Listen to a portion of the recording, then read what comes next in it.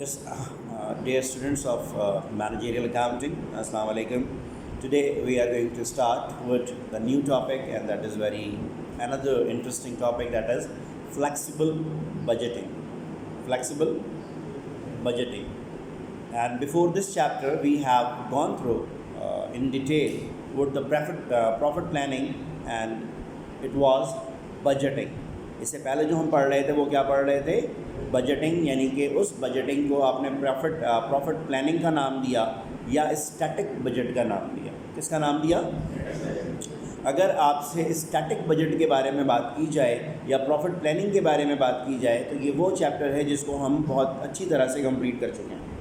आज जो हम बात करेंगे वो फ्लेक्सिबल बजटिंग की करेंगे। मैं फिर एक दफ़ा रिपीट करूँ कि whenever you start talking about budgeting, it means you are talking about your future and you are in the process of planning, and here we are making the plan with the help of the accounting and finance, right? हम accountancy की मदद से या numbers की मदद से अपनी क्या कर रहे हैं? प्लानिंग कर रहे हैं। जब इसको हमने क्या नाम दिया हुआ है? बजटिंग का नाम दिया हुआ है। तो बजट बेसिकली हम किसके लिए करते हैं? फ्यूचर के लिए करते हैं, ताकि फ्यूचर को क्या बना दिया जाए? फेवरेबल बना दिया जाए। क्या बना दिया जाए? और फ्यूचर में होने वाले इंसिडेंट्स को, इवेंट्स को, और जो आप ट्रांजैक्शंस करेंगे, हैपनिंग्स को आप फेवरेबल करना चाहते हैं, इसीलिए पहले से बजटिंग कर लेते हैं। जैसा कि आपने लास्ट देखा कि कैश बजटिंग के अंदर अभी हम अगले साल पहुंचे ही नहीं, लेकिन आपने देखा कि जी फर्स्ट क्वार्टर के अंदर आपने बजटिंग करी और आपको पता लगा कि जी हमें 5000 की जो है वो फाइनेंसिंग लेनी है, बोरोइंग करनी है, तो आपको पहले से कर लेंगे। तो उसका फ़ायदा ये होगा कि जब आपको पेमेंटें करनी पड़ेंगी तो उस वक्त ऐसा नहीं हो कि आपके पास कैश अवेलेबल ना हो। Is that clear? और जैसे ही आपको लगा कि थर्ड क्वार्टर में आप पैसे देने के काबिल हैं, आपने पैसे वापस कर दिए। बजटिंग का ये फ़ायदा होता है कि आपको पता लग जाता है कि अगले साल आप कहाँ खड़े होंगे। Is that clear? लेकिन आप जब मैं बात करता हूँ या आप बात करते हैं स्टैटिक बजट की, तो मैंने जब स्टार्ट लिया था बजटिंग का सेशन तो मैंने आपको बताने की कोशिश की थी कि आपके पास जो सेल्स डिपार्टमेंट है, जो सेल्स के लोग हैं, जो सेल्स को फोकस करते हैं और पूरी टीम बैठी है वहाँ पर, वो आपको नंबर्स देते हैं कि जी अगले साल में अगर हमने 12 महीने हैं तो हर महीने हम इतनी सेल कर लेंगे। अगर क्वार्टर में आपने बनाया हुआ तो फर्स्ट क्वार्टर में इतनी सेल होगी, सेकंड में इतनी होगी, थर्ड में इतनी होगी, फोर्थ में इतनी होगी। याद है आपको जब मैंने प्रॉफिट प्लानिंग बजटिंग शुरू कराई थी तो कहाँ से स्टार्ट लिया था? सेल्स बजट से। कहाँ से स्टार्ट लिया था? और आपको शायद ये भी याद हो कि सेल्स बजट के अंदर मैंने स्टैटिक फिगर्स लिए थे कि भाई पहले क्वार्टर के अंदर सेल्स डिपार्टमेंट कह रही है कि जी 10,000 यूनिट बेच देंगे, सेकेंड क्वार्टर में कह रही है कि 30,000 बेच देंगे, थर्ड क्वार्टर में कह रही है 40,000 बेच देंगे। तो वहाँ एक क्वेश्चन तो राइज होता है कि जो वो बता रहे हैं आपने पूरी प्लानिंग उस पर तो कर ली, लेकिन अगर ऐसा नहीं हो फिर क्या होगा? लेकिन अगर ऐसा ना हो तो फिर क्या होगा? यानी कि देखिए, एक चीज़ आपने प्लान कर ली है ना, और उसके बाद फिर एक एक्चुअल परफॉर्मेंस भी आपके सामने आएगी। तो जो एक्चुअल परफॉर्मेंस अगले साल के एंड में आपके सामने आएगी, अगर वो आपके किए गए प्लान से मुख्तलिफ हो तो रिज़ल्ट ही मुख्तलिफ होगा। तो आपकी इतनी मेहनत से बनाई हुई बजटिंग का क्या फ़ायदा? क्या आपने उसके मुताबिक प्लानिंग की, लेकिन वो सारी की सारी चीज़ें गलत क्यों हो गई या चेंज क्यों हो गई? Just because of the change of activity. बहुत तवज्जो से सुनिएगा, मैंने बहुत पहले आपको बताया हुआ है कि सेल्स बेसिकली आपके एक्टिविटी का आउटपुट है। अगर आपकी एक्टिविटी चेंज हो गई अगले साल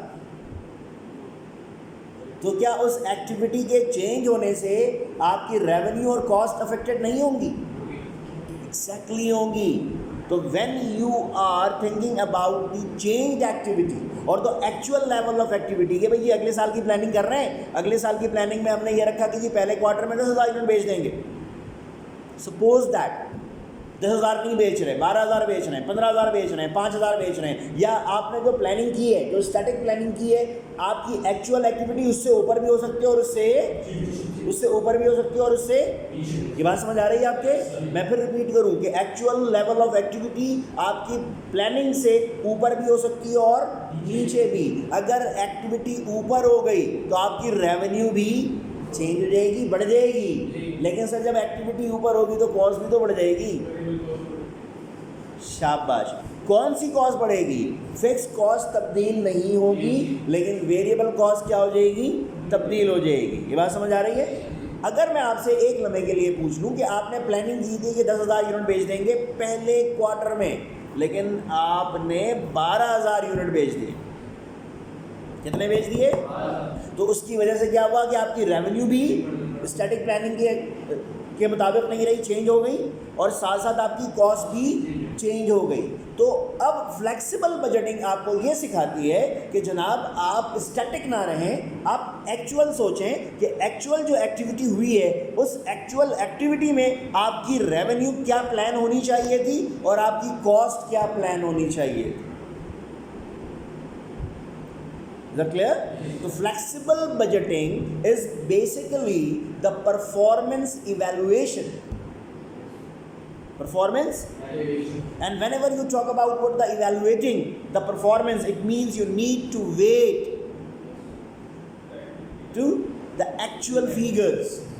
आपको एक्चुअल नंबर्स चाहिए, क्योंकि with the help of the actual figures actual data कब आएगा?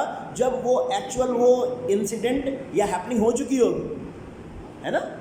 यानी कि आप एक प्लानिंग शुरू में करते हो और उसके बाद फिर एक्चुअल रिजल्ट्स आते हैं और उस एक्चुअल रिजल्ट से आप क्या करते हो? अपनी प्लानिंग को कंपैरिजन करते हो। Is that clear? जो आपने लास्ट सेमेस्टर में पढ़ने की कोशिश की थी, variance analysis, do you remember और नॉट? तो वेरिएंस एनालिसिस में मैंने क्या सिखाने की कोशिश की थी कि you are making the comparison between standard cost and the actual cost. और हम वहाँ आज जो शुरू कर रहे हैं उससे एक अगला वर्जन ले रहे हैं, लेवल नेक्स्ट ले रहे हैं। लेवल नेक्स्ट के अंदर क्या है कि स्टैंडर्ड को स्टैटिक नहीं करना। स्टैंडर्ड में मैंने 10,000 यूनिट्स रखे थे लेकिन बेच दिए 12,000 यूनिट्स, तो अब मैं स्टैंडर्ड को 12,000 से कैलकुलेट करूंगा और एक्चुअल तो मेरे पास कोई मतलब गिवन होगा डेटा के अंदर। जब वो चीज़ एक्चुअल हो चुकी होगी तो एक्चुअल कॉस्ट भी आपको पता होगी और एक्चुअल रेवेन्यू भी आपने जितना जनरेट किया वो भी आपको मालूम होगा। लेकिन आप पूरी की पूरी कैलकुलेशन 10,000 यूनिट और 12,000 यूनिट वाले को मैच करके या कंपैरिजन करके नहीं बना सकते।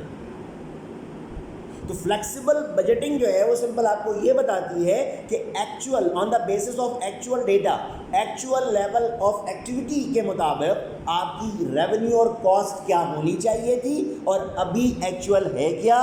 The difference and the comparison is known as the flexible budgeting. Is that clear? Flexible में आप फ्लेक्सिबल हो, आप इंतजार करते हो एक्चुअल फिगर की। बना चुके हो आप, 10,000 के लिए भी रखा हुआ है, 12,000 के लिए भी रखा हुआ है, 14,000 के लिए भी रखा हुआ है, 8,000 के लिए भी रखा हुआ है। आपने कहा भाई 10,000 यूनिट होगी तो ये रेवेन्यू होगी, ये कॉस्ट होगी, 12,000 पे ये होगी, 14,000 पे ये होगी, हमें नहीं मालूम कि कितनी होने वाली है। ये शुरू में आपने बना लिया। यानी अब मैं बताना चाह रहा हूं कि आपको कॉस्ट की फिगर करनी पड़ेगी, क्योंकि रेवेन्यू तो क्लियर है कि सेलिंग प्राइस स्टैटिक अगर हो जाए तो, लेकिन कॉस्ट में क्या मसला आएगा कि fix cost remain constant but the variable cost would be change. अब वो चेंज कैसे होगी? On the basis of the level of activity और the volume. Is that clear?